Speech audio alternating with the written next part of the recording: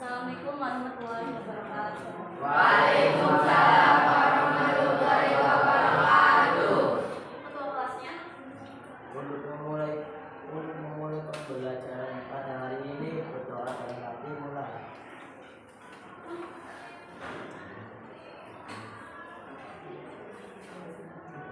Selesai.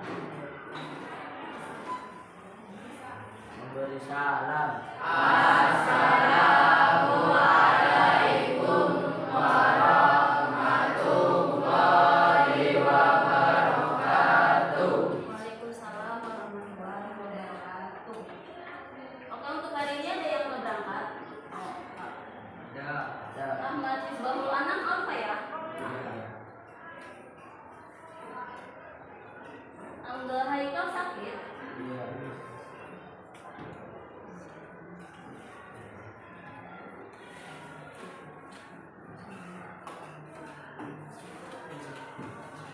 Oke, masih semangat?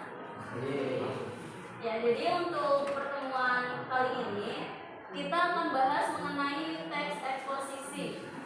Udah nggak sih ya di telinga kalian?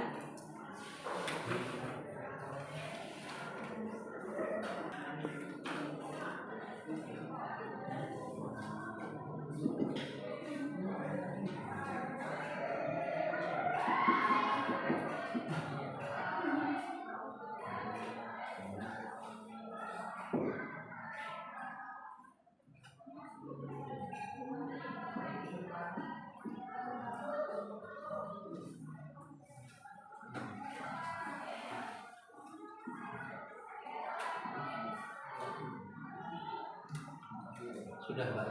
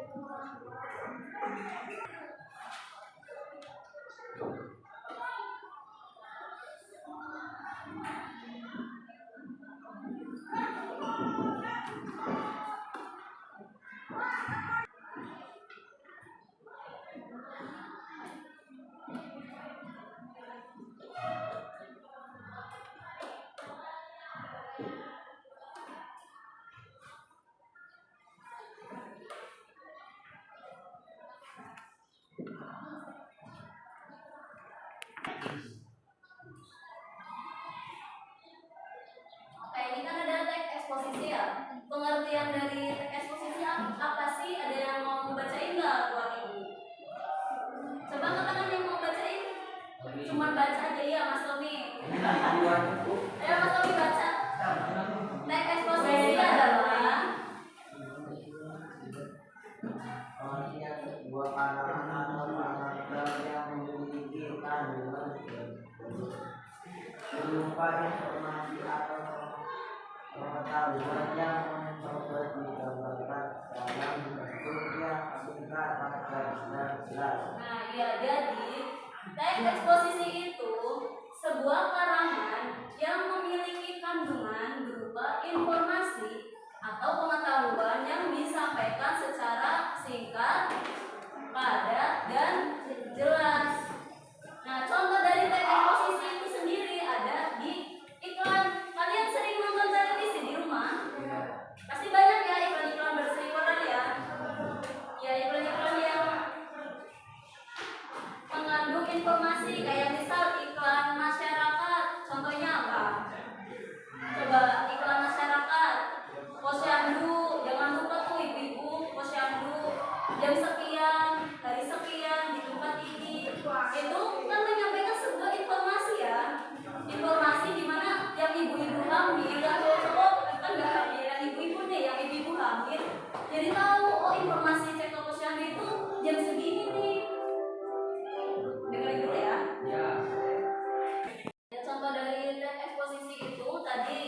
di televisi iklan tentang layanan masyarakat yang di posyandu. Nah, untuk yang kedua contohnya itu ada pengumuman. Kalian sering dengar yang namanya pengumuman, dapat pengumuman kayak misal untuk anak-anak kelas 8C besok adalah waktunya untuk ujian bahasa Indonesia semester 2. Itu udah termasuk pengumuman, itu udah termasuknya teks eksposisi. Nah, untuk tujuan sendiri, apa sih tujuan dari teks eksposisi itu?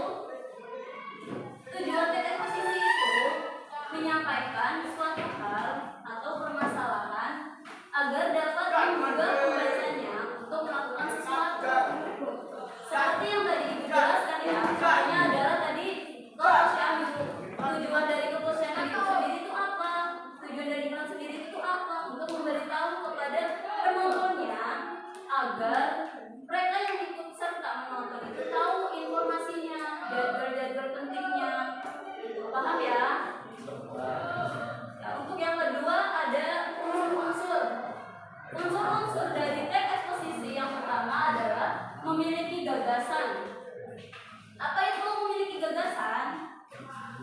Memiliki gagasan itu seperti contohnya pada yang penilaian, komentar, saran, gitu. Jadi kalian pernah memberikan gagasan saat kita ada acara forum debat? Pasti pernah ya, kayak presentasi gitu. Ayo siapa yang mau ditanyain, siapa yang mau tanya, gitu kan. Nanti dari kelompok lain pasti tanya gini gini gini. Nanti kelompok lainnya menyanggah. Enggak gitu, menurut saya gini gini gini. Nah, itu namanya argumentasi. Namanya memiliki gagasan dari ide pokok pikiran kita. Ya. Yang kedua ada mengandung fakta. Jadi, teks eksposisi itu memiliki unsur yang mengandung fakta. Dalam artian apa? Dalam artian itu mengandung fakta yang sebenarnya. Adapun fakta dalam teks eksposisi itu biasanya berupa informasi. Misalnya ada waktunya, tanggal, tempat, peristiwa, bahkan pernyataan yang dapat dibuktikan kebenarannya. Contohnya kita mendapatkan suatu peristiwa, minimal itu aja ya jangan sampai terjadi. Misalnya kebakaran di perpustakaan, ini misalnya ada. Nah, di situ kan nanti ada yang menyampaikan ya, anak-anak hari ini kita diliburkan dulu ya, soalnya kita lagi dapat musibah kebakaran nih perpustakaan kita. Nah, di situ ada tuh tertera tanggalnya berapa, harinya hari apa, peristiwanya bagaimana. Nah, pasti suatu saat ketika kalian ditanya sama orang, kalian tahu ya kapan tuh kebakarannya. Emang iya benar kebakaran? Kan orang-orang biasanya kayak gitu ya, yang di sekelilingnya. Emang bener nih, emang ada kebakaran perpustakaannya. Gitu. Jadi mengandung fakta yang sebenarnya. Terus yang ketiga ada ciri-ciri. Ciri-ciri dari teks eksposisi itu yang pertama memberikan informasi atau pengetahuan tentang suatu peristiwa. Yang kedua itu harus menggunakan bahasa yang baku. Jadi nggak boleh kita menggunakan bahasa-bahasa yang gaul sekarang. Kayak contohnya, tadi sore gue lihat nih ada kebakaran gini. Itu kan nggak baku ya. Itu bahasa-bahasa yang modern, yang kayaknya nggak sopan kalau didengarkan oleh orang yang lebih berumur daripada kita. Gitu. Yang ketiga ada tadi berisi fakta. Fakta itu kan artinya makna yang sebenarnya. Jadi kita tuh menceritakan ke orang yang tanya itu dengan peristiwa-peristiwa yang sebenarnya. Nggak boleh tuh ditambahin atau dikurangin. Misal gini, ada biar kita tuh cerita biar tambah ekstrim aja gitu, biar nakut-nakutin, itu nggak boleh ya. Harus sesuai dengan fakta yang terjadi. Nah, yang keempat, untuk teks eksposisi itu penulisan formatnya harus singkat, jelas dan padat. Jadi nggak boleh kita yang namanya pemborosan kata. Kayak misalnya meskipun, ataupun, atau apa itu yang dua kalimat yang maknanya itu satu. Kayak misal dan, atau, itu kan kata penghubung ya. Nah, kata penghubung kita gunain satu aja. Kayak misal si Mas Tommy sama Mbak Alfi lagi pergi ke perpustakaan disuruh sama gurunya. Kita jadi kan kalimatnya Mas Tommy dan Alfi sedang ke perpustakaan gitu ya, itu yang benar. Tapi kalau yang benar yang pemborosan kata-kata itu gini, Tommy dan atau Alfi sedang pergi ke perpustakaan, itu pemborosan enggak? Sebenarnya kita tanpa menggunakan atau itu mereka udah ibaratnya secara nggak langsung itu ada kata dua orang gitu kan, ada kata penghubungnya yaitu siapa, Tommy dan si Alfi gitu, paham ya? Apa terlalu cepat ibu ngomongnya? Yang kelima itu bersifat objektif dan tidak memiliki kebakarannya tuh ini loh di A5 di perpustakaannya itu lagi ada kebakaran gitu. Jadi kita tunjukin ke tempatnya, tempat yang terjadi peristiwa itu, paham ya?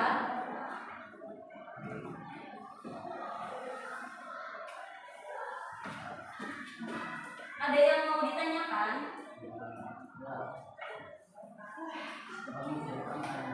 Tommy mau tanya? Tommy lagi.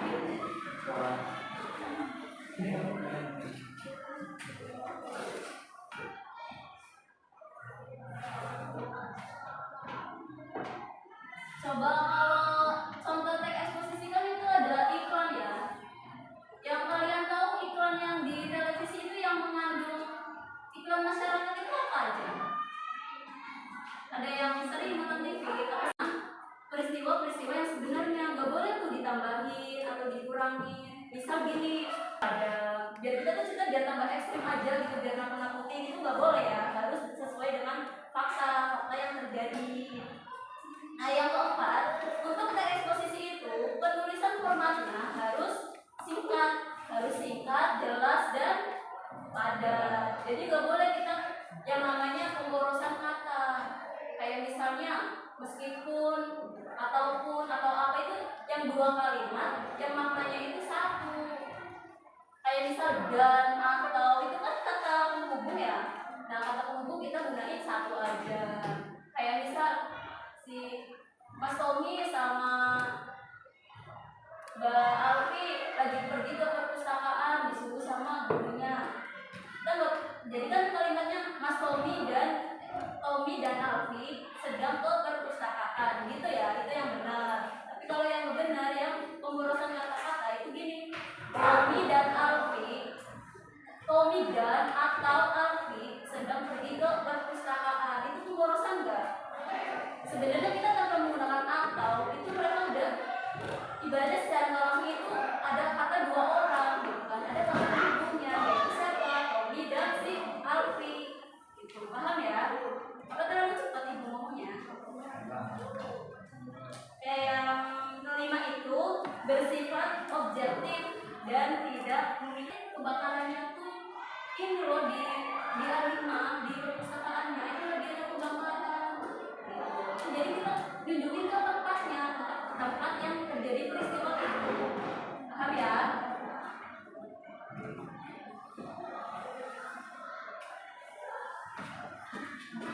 Ada yang mau ditanyakan?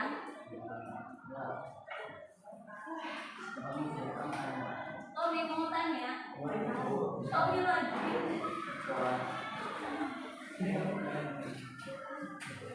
Untuk memulai pembelajaran pada hari ini, berdoa dalam hati mulai.